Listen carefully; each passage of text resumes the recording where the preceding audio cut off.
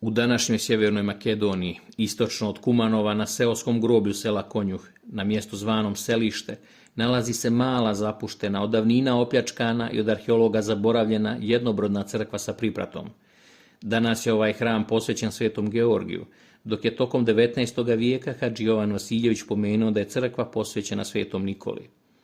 1938. godine hram je posjetio Svetozar Radojčić i kratko opisao ovu grubljansku crkvu. On navodi da je njena dužina 6 metara i 70 centimetara, širina 4 metra i 30, dok je apsida iznutra polukružna, a spolja trostrana, sa uskim prozorom na sredini. Međutim, u luneti iznad vrata sačuvala se freska nekog od arhanđela, zbog koje je Svetozar Radojčić smatrao da je crkva možda bila posvećena arhanđelima.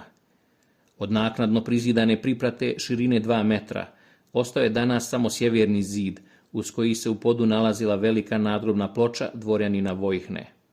Ova masivna ploča debljine 30 cm, a dužine 185 i širine 55 cm, nalazila se na svom mjestu sve do 1939. godine, kada je podignuta i grob otvoren.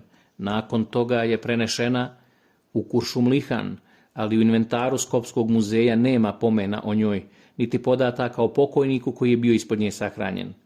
Spomenik je sadržao natpis u 7 redova, od kojih je u posljednjem redu bilo sačuvano svega nekoliko slova. Početak teksta je identičan poznatim srednjevjekovim natpisima širom srpskih zemalja, a posebno na prostoru stare Bosne i Huma, te tako počinje simboličnom invokacijom u obliku krsta i glasi: a se leži trab Božji Vojhna, dvoranin Radovanov, mlad predstavi se 25. dan i Bog da prosti.